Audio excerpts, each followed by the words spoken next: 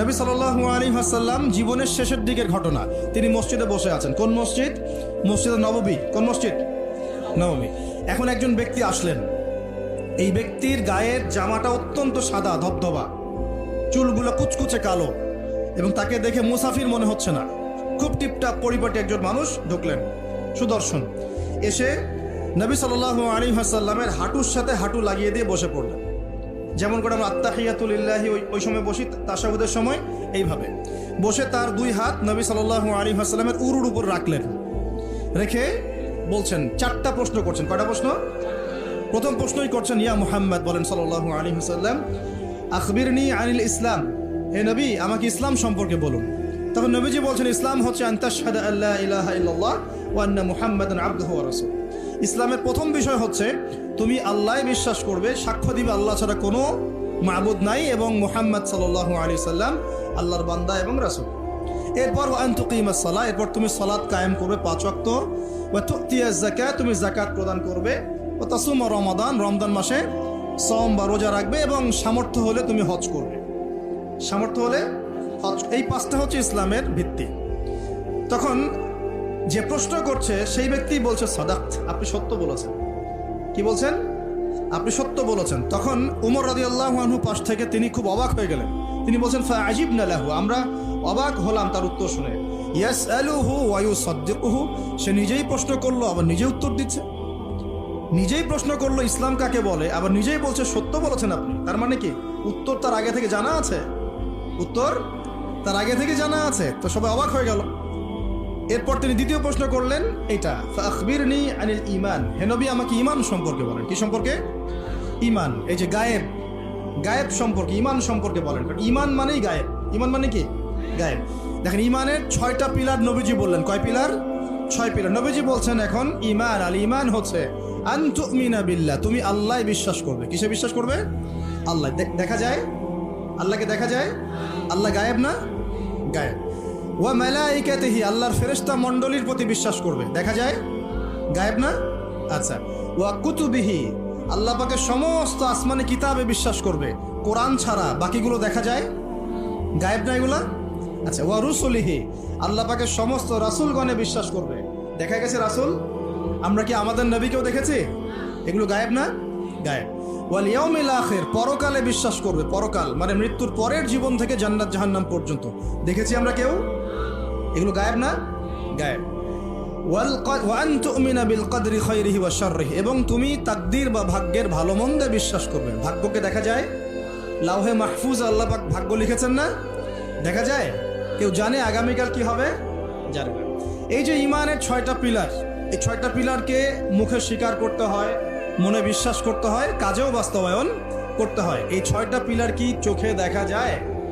মুত্তাকিদের বৈশিষ্ট্য কি? আল্লাযীনা ইউমিনুনা বিল গায়বি, এই যে 6টা গায়েব, এগুলোতে যারা বিশ্বাস করে তারা হলো মুমিন। তারা কি?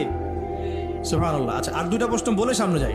তৃতীয় প্রশ্ন করলেন, আখবিরনি আনিল ইহসান, আমাকে ইহসান সম্পর্কে বলেন। তখন নবীজি বলছেন, ইহসান হচ্ছে আন তা'বুদাল্লাহা কাআন্নাকা তারা, তুমি এমন ভাবে আল্লাহর ইবাদত করবে যেন তুমি আল্লাহকে দেখতে পারছো। বলেন সুবহানাল্লাহ। আল্লাহকে দেখা যায়? ওয়া ইল্লাম তাকুন তারাহ, তুমি যদি আল্লাহকে দেখতে না পারো, ফাইন্নাহু ইয়ারাক, তাহলে জেনে রাখবে আল্লাহ তোমাকে ঠিকই দেখছেন। দেখছেন না? এই কনসেপ্ট, এই কনসিয়াসনেসের নাম হচ্ছে ইহসান, মানে আল্লাহকে হাজির নাজির জেনে ইবাদত করা। এই জিনিসটা যদি সবার ভিতরে থাকতো, কেউ কোনো দুর্নীতি করতে পারতো না, অন্যায় করতে পারতো না, কাউকে ঠকাতে পারতো না, সুদ খেতে পারতো না, ঘুষ খেতে পারতো না। কারণ সে ফিল করতো আর কেউ দেখুক না দেখুক আল্লাহ পাক আমাকে দেখছেন। এই জিনিসটা থাকলেই মানুষ পাপ থেকে দূরে থাকতে পারতো।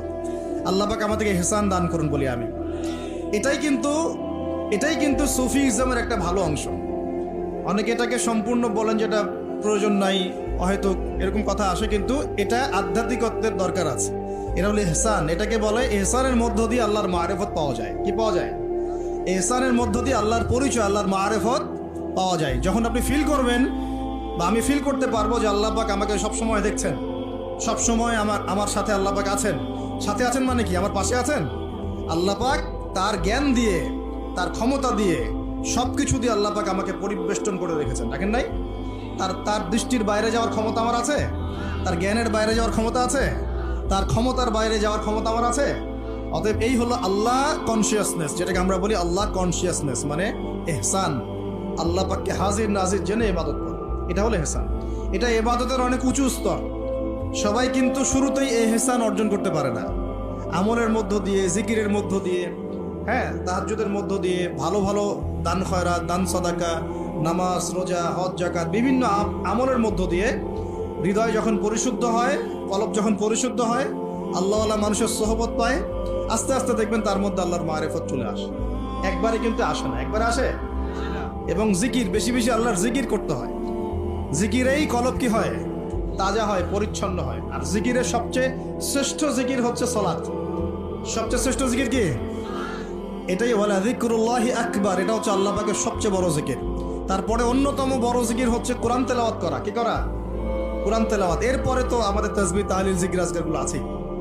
তো আসুন, চতুর্থ প্রশ্ন নবীজি করছেন, নবীজিকে করা হচ্ছে ফাখবিরনি আনিস সাআহ। কে প্রশ্ন করছে? ওই ব্যক্তি জিবরাইল আলাইহিস সালাম মানুষের রূপ ধরে এসে প্রশ্ন করছেন। আর বলে রাখি, সাহাবীদের সামনে, সবার সামনে এই একবার মাত্রই তিনি মানুষের রূপ ধরে এসেছেন।